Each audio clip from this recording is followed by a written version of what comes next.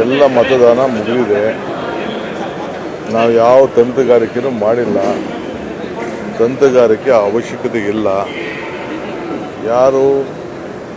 ಎಲ್ಲರೂ ಪ್ರಜ್ಞಾವಂತರಿದ್ದಾರೆ, ಬುದ್ಧಿವಂತಿದ್ದಾರೆ, ಜನರ ಪ್ರತಿನಿಧಿಗಳಿದ್ದಾರೆ. ಅವರು ಅವ್ರಿಗೆ ಸ್ವ ಇಚ್ಛೆ ಮೇಲೆ ಮತ ಹಾಕಬೇಕು ಹಾಕಿರ್ತಾರೆ.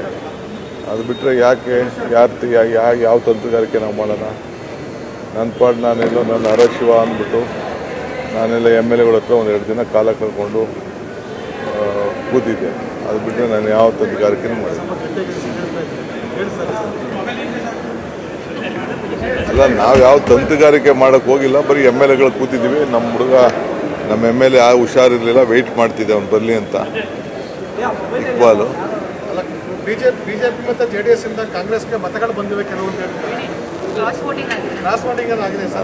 ನನಗೆ ಗೊತ್ತಿಲ್ಲ. ಯಾಕೆ ಕ್ರಾಸ್ ಆಗ್ತದೆ? ಕ್ರಾಸ್ ಆಗುವಂಥ ಅವಶ್ಯಕತೆ ಏನಿಲ್ಲ.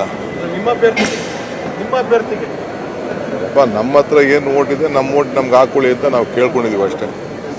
ಕ್ಯಾಂಡಿಡೇಟ್ಗಳು ಏನೇನು ಮಾಡ್ಕೊಂಡಿದ್ದಾರೋ ಗೊತ್ತಿಲ್ಲ ನನಗೆ. Tamil Nadu government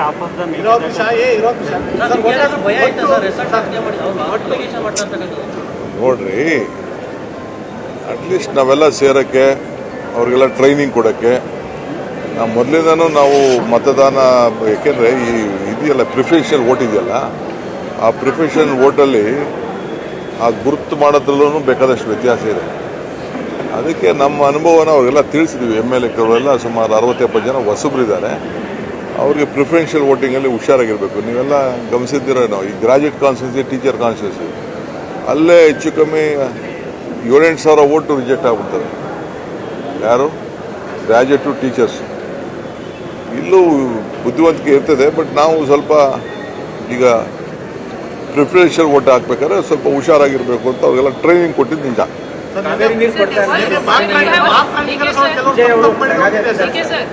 Often clarified about Mekedatu, which remains to be very close to your heart, sir. But you see, the Tamil Nadu government today, it was the first assembly, and they said that they will be exploring a legal option in those terms. Seeking privacy of voting rights, demanding to you, saying that you sit and resolve this amicably. It is not close to my heart. Mekedatu is not close to my heart. It is the heart of entire South India. Mekedatu is a project which helped Tamil Nadu more than Karnataka, because we are committed to leave 177 point whatever the TMC has been ordered by the Supreme Court and whatever is there, that we are committed to leave. So we have to protect Tamil Nadu farmers. So in order to, it is a balancing reservoir. Not even a single TMC of water, bucket of water can be used for irrigation except Bangalore city drinking water. For Bangalore city, it is very much important because the population is growing very high. We can't bring water from Krishna. It is only the Kaveri source. So when the balancing reservoir is there, we can have this water. That's all. Apart from that, drinking water, there is no benefit. Tamil Nadu Chief Minister Vijay says he will ask Prime Minister Modi to reject Mekedatu. Will you try to invite Vijay for it? See, they have an entire Tamil Nadu as a political agenda. Last 40-50 years they have political agenda. I don't want to intervene with their political. The matter was with the court. The court has already given a direction. You confirm they have also, whatever the judgment has come, it has come the benefit of both the states. At any cost, it is our bound duty to see that we leave them 177 TMC of water. Last year, more than 400 TMC of water has gone to the sea. Who is responsible? We have not objected them. They are building various dams downstream. But still we have not objected them. We don't want. It is in their land. That is what the discussion happened in the Supreme Court. And they said that they are building in their territory and they will leave you water. That is what the judgment is there. Now, it is our duty. We are not asking for any financial assistance or anything on that issue. Only the power sector will be beneficial.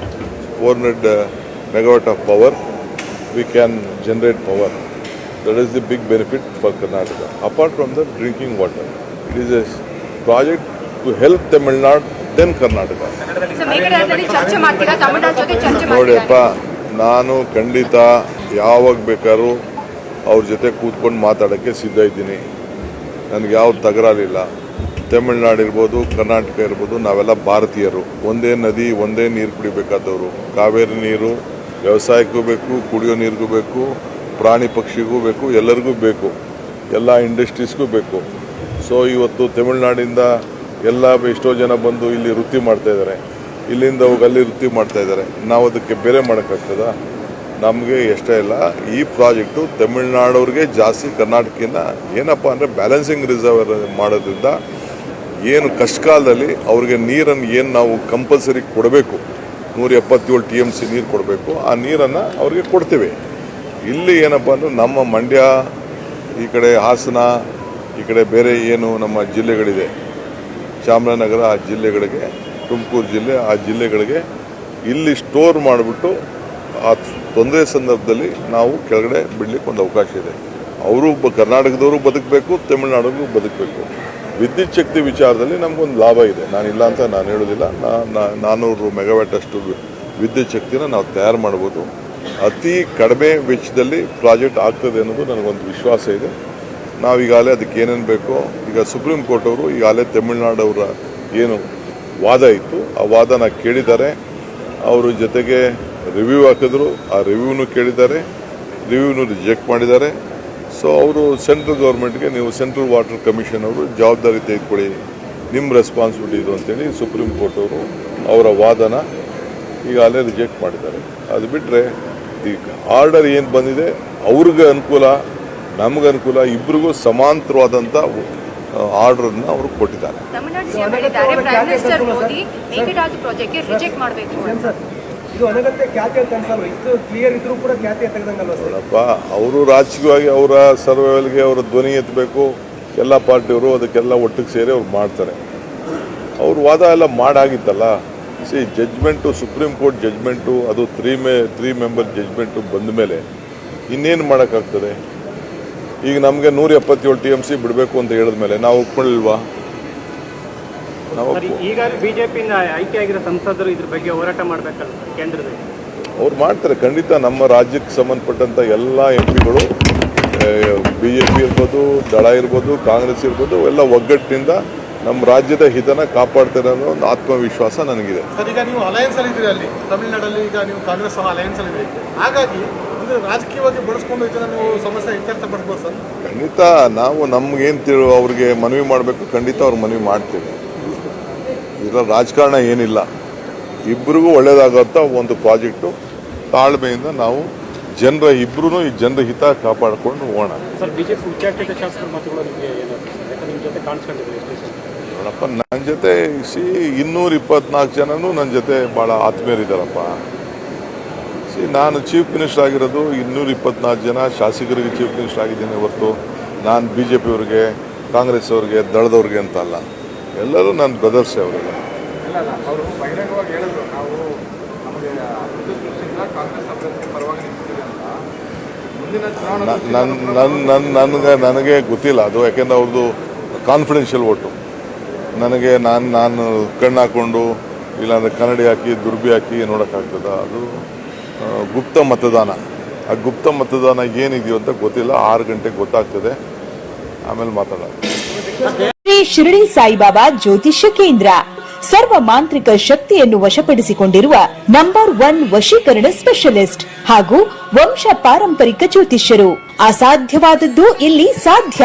ವಿದ್ಯಾಭ್ಯಾಸದಲ್ಲಿ ತೊಂದರೆ, ಹಿತಶತ್ರುಗಳಿಂದ ಸಮಸ್ಯೆ, ಸಂತಾನಹೀನತೆ, ರಾಜಕೀಯ ಸಮಸ್ಯೆ, ವಿವಾಹ ವಿಳಂಬ, ಮಕ್ಕಳು ನಿಮ್ಮ ಮಾತು ಕೇಳಲು, ಆಸ್ತಿ ಸಮಸ್ಯೆ, ಉದ್ಯೋಗದಲ್ಲಿ ತೊಂದರೆ, ಹಣಕಾಸು ಸಮಸ್ಯೆ, ಕೋರ್ಟ್ ಕಚೇರಿ, ಪ್ರೀತಿಯಿಂದ ನಂಬಿ ಮೋಸ, ಅತ್ತೆ ಸೊಸೆ ಸಮಸ್ಯೆ, ಮಾಟಮಂತ್ರ ನಿವಾರಣೆ, ಇನ್ನೂ ನಿಮ್ಮ ಯಾವುದೇ ಸಮಸ್ಯೆ ಇರಲಿ, ಎಷ್ಟೇ ಕಠಿಣವಾಗಿರಲಿ 5 ದಿನದಲ್ಲಿ ಶಾಶ್ವತ ಪರಿಹಾರ ಶತಸಿದ್ಧ. ನಿಜವೇ ದೈವ, ನಂಬಿಕೆಯೇ ಜೀವನ. ನಿಮಗೆ ಕಷ್ಟವಿದೆಯೇ? ನಮ್ಮಲ್ಲಿ ಪರಿಹಾರವೂ ಇದೆ. ಒಂದು ಕರೆ ನಿಮ್ಮ